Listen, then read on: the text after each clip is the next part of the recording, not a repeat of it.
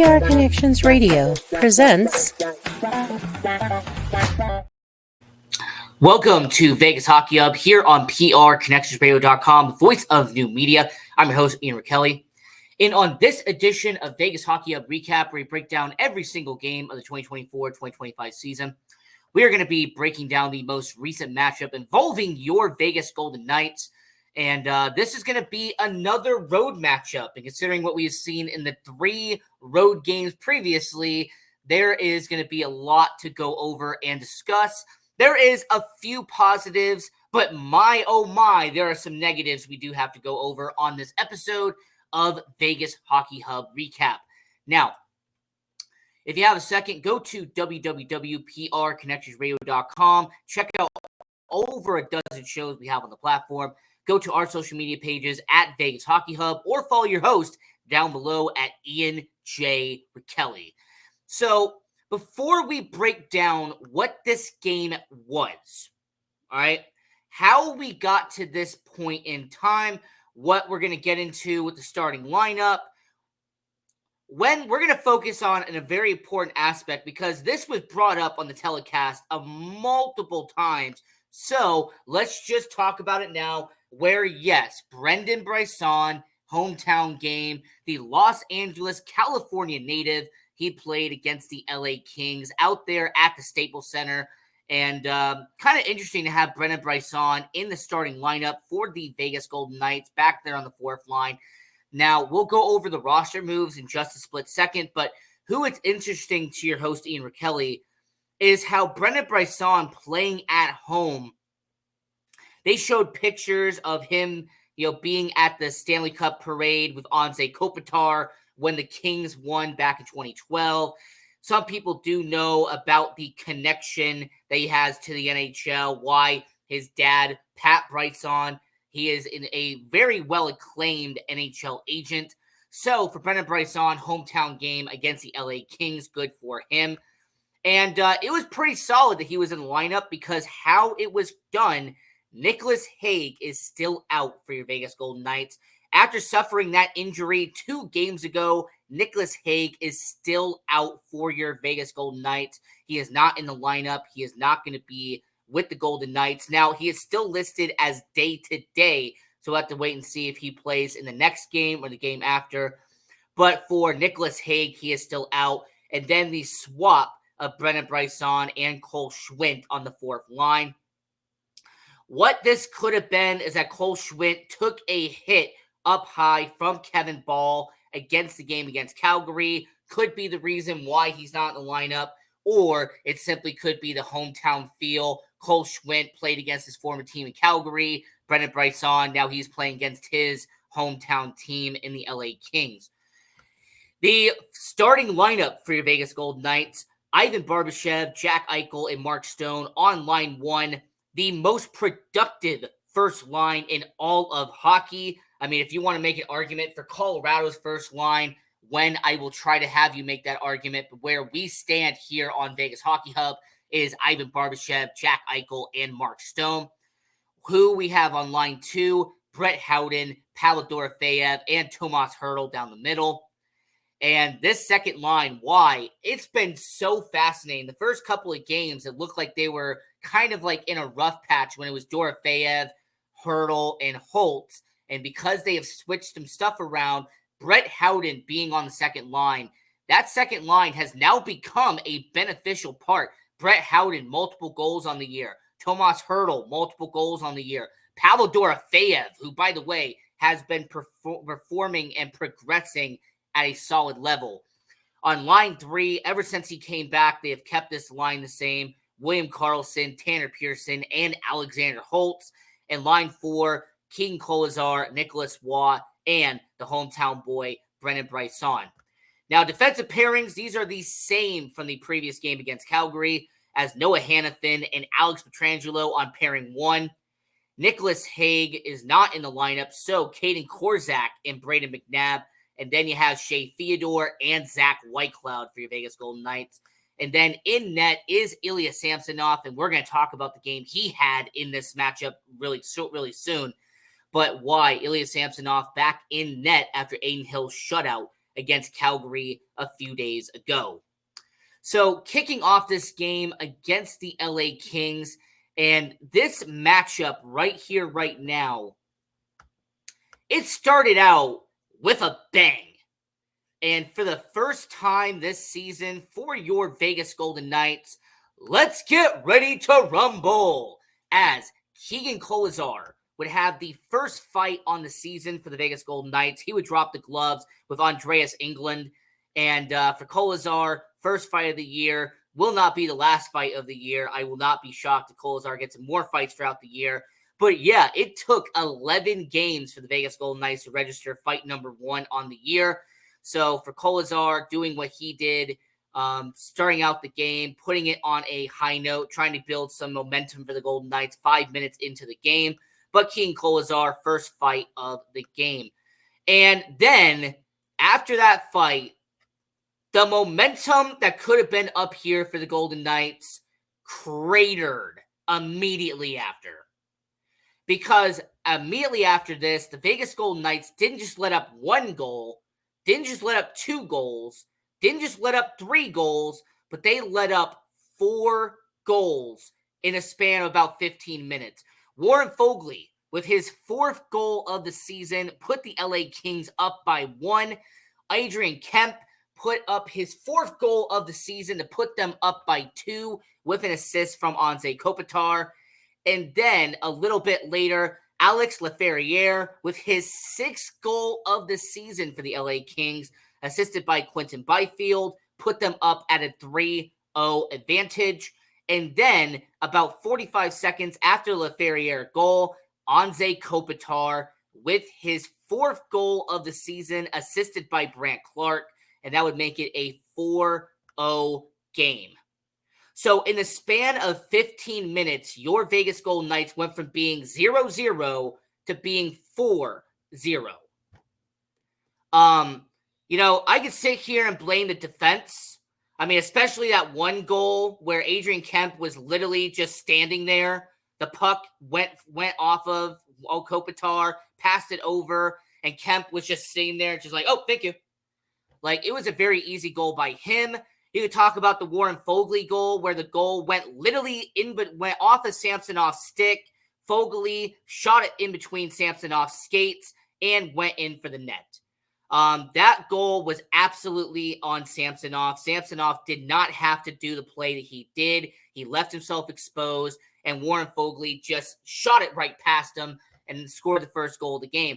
The Kemp goal, the defense was out of alignment, and he just shot it past Samsonov in pretty much an empty net to get the second goal of the game.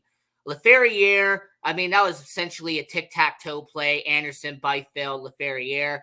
And then with Anze Kopitar, with his smarts, he helped out the LA Kings in that situation there. But very poor 15 minutes of play for your Vegas Golden Knights to be at a 4-0 deficit. How disappointing for the Vegas Golden Knights.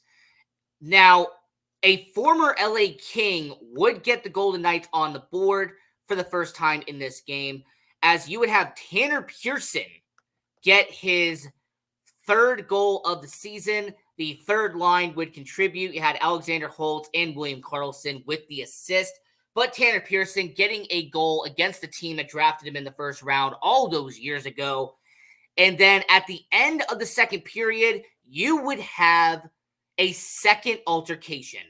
As about 2 minutes left in the second period, Tomas Hertl skating into the neutral zone, has his head down. Mikey Anderson hits him up high, could be shoulder, could be elbow. It's kind of hard to tell, but he hits Hertl up high. Hertl's in pain. He tries skating to the bench, and as Mikey Anderson is skating to LA's bench, Brett Howden immediately goes after Mikey Anderson. He gets a 2-minute penalty for roughing, and Mikey Anderson gets a 2-minute penalty for roughing. But I will sit here and say I appreciate Brett Howden for immediately stepping up and going after Mikey Anderson after Hertl gets hit. That's a team player. That shows you that you're going to defend your teammates. And it's another reason why Brett Howden has arguably been the most underrated player on the season for the Vegas Golden Knights. It's commendable what he did when he went after Mikey Anderson after that hit on Hurdle. Now, I kind of wish that the linesmen wouldn't have got involved. Where I kind of get annoyed at this, and this has actually been one of my critiques about the NHL over the last couple of years, if there is a guy who wants to fight somebody else, let him fight. All right? Who are you stopping this for? Like, are you stopping this because the NHL wants you to stop it? Are you stopping it because of the Department of Player Safety? Are you stopping it because of the odds makers and the bettors out there in Las Vegas? Like, why do you stop fights that are so blatantly going to happen? So when it comes to Brett Howden and Mikey Anderson, when Brett Howden jumps on him and essentially trying to retaliate, I didn't understand why they didn't just let Anderson and Howden fight. Like, the linesman stepped in like 1.5 seconds into it. Kind of annoying. But Brett Howden, you have to appreciate what he did there when it comes to Tomas Hertl and stepping up in that situation. So at the end of the second period, you had a LA Kings team that had 4 goals on the board. The Vegas Golden Knights, who had 1 goal on the board. You had 1 fight, 1 altercation that should have been a fight. And then at the end of the second intermission, I want to point this out because it did happen. For any baseball fans out there in the world, congratulations to the Los Angeles Dodgers on winning the World Series. Congratulations. Woohoo. The LA Kings had the 9th inning on the Titantron during the Staples Center. So as the Zambonis are going around the rink and there's, during intermission, funny enough, at the Staples Center, you had the 9th inning between the Dodgers and the Yankees. And when the Yankees players struck out and the Dodgers were celebrating on the field, the entire crowd roared in excitement at the Staples Center in LA. So yeah, congratulations to the Los Angeles Dodgers on winning the World Series. Not an NHL part of it, but it is part of sports. And it did happen in LA. So just wanted to give a very quick minute and congratulate them on that. In the third period, I do want to acknowledge Pavel Dorofeyev because he had not only his 5th goal of the season, but he did it on the power play, assisted by Shea Theodore and your captain, Mark Stone, 14th assist of the year for your captain, Mark Stone. But overall, when it comes to Pavel Dorofeyev, he has shown a lot of positive impact on the Vegas Golden Knights. How Pavel Dorofeyev went from a prospect 2 years ago to now being a full-fledged member of the Vegas Golden Knights. What a showmanship and what an outing that we have seen from Pavel Dorofeyev the first 11 games of the year. And even though Pavel Dorofeyev scored that power play goal, it wasn't enough for the Vegas Golden Knights, as the Vegas Golden Knights would start out the third period with a slashing penalty on Brett Howden. So the only critique that people have had about Brett Howden, very similar to Paul Cotter last year, is that if you take unnecessary penalties, it opens up the power play unit for the opposite team. Brett Howden takes a slashing penalty against Phillip Deneau, and then Kevin Fiala with a power play goal with LA, and that put them up 5-2 in the game. And then about 2 minutes later, Joel Edmondson, the longtime defenseman in the NHL, with his 3rd goal of the season. Brant Clark with his 3rd assist of the game, and it would make it a 6-2 game for the LA Kings. I mean, at that point, you're up 6-2. I think most people turned off the TV at this point. They were over the game. They were done. But an interesting observation. When you have allowed 6 goals, they didn't pull Ilya Samsonov. Where you normally see a goalie swap after goal 5. All right? Who you normally see a goaltender swap after goal 6. The Vegas Golden Knights did not do that here. Now, why? It's an interesting observation, and we're probably going to have an answer as to why. But how observant the fact that Ilya Samsonov was just left in net. We did not see a goalie swap, even though he let up 6 goals in this game. And you can say here and say that he had a really bad outing against the LA Kings. I will not dispute you on that. this was probably one of the worst performances we have seen from the Golden Knights this season in terms of goaltending. So, yeah, 21 saves on 27 shots. That is a 78% save percentage for Ilya Samsonov. Now, Darcy Kemper only had an 88% save percentage against the Vegas Golden Knights. So, both teams didn't do fantastic in the goaltending column, but the LA Kings did hold on to win. Now, there was a final goal with about 2 minutes left in the game. And this goal with 2 minutes left was done by Pavel Dorofeyev. So Pavel Dorofeyev scores a power play goal to, in the third period to put them at a 6-2 situation.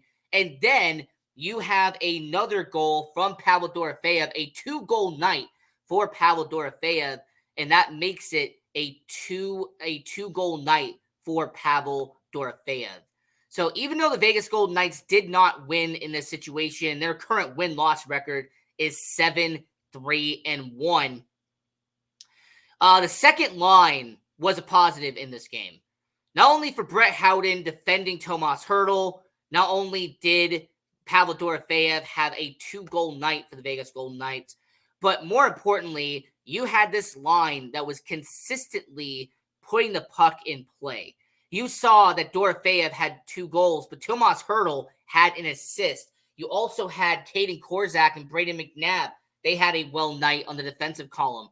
So overall, when it comes to the Vegas Golden Knights taking on the LA Kings, it's not many positives here, but that second line is a bonus. I think Pavel Dorofeyev is a key part of the Golden Knights and actually one of the main reasons they even stayed in the game at the end of the third period.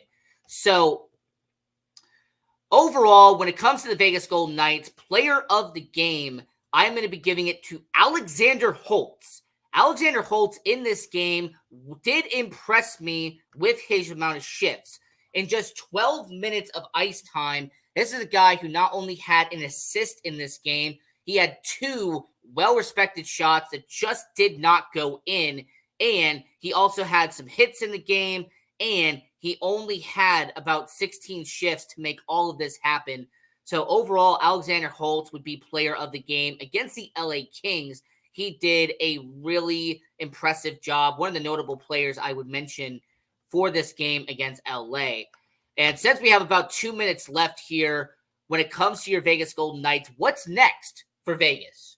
Well, at the end of the week, they come back home. You're going to be at T-Mobile Arena. Try to extend your record to 8-0-0 against the Utah Hockey Club. And then after that, you are going to have arguably one of the most impressive road stands you're going to have. Because this road stand for the Vegas Golden Knights, you're going to be on the road for so much of the next month. You're going to take on Edmonton on the road, Seattle on the road, Anaheim on the road, Utah on the road. Then you're going to go on what they call the Canadian road trip, Toronto, Ottawa, and Montreal. And then you're going to end that with Philadelphia on the road and Colorado on the road. So let me understand this. You're going to be on the road for 9 of the next 11 games. So for the rest of November, you're going to be on the road for 9 of the 11 games that the Vegas Golden Knights are going to be on there. So, for the Vegas Golden Knights, it's just going to be really interesting to see how they perform on the road. Right now, they are 0-3-1 on the road. Obviously, if you keep up that trend, you're not going to be a playoff team. All right, if you continue to lose every single road game that you face, it doesn't matter if you go 41-0 at home, not possible, by the way. But if you even went 35-6 at home, that's not enough points for you to be a playoff team. You have to win at least a little bit on the road. And so far, the Vegas Golden Knights 0-3-1 on the road has not been great. So until the next time against Utah Hockey Club on Saturday, we'll record that on Sunday. So until next time, go Knights, go.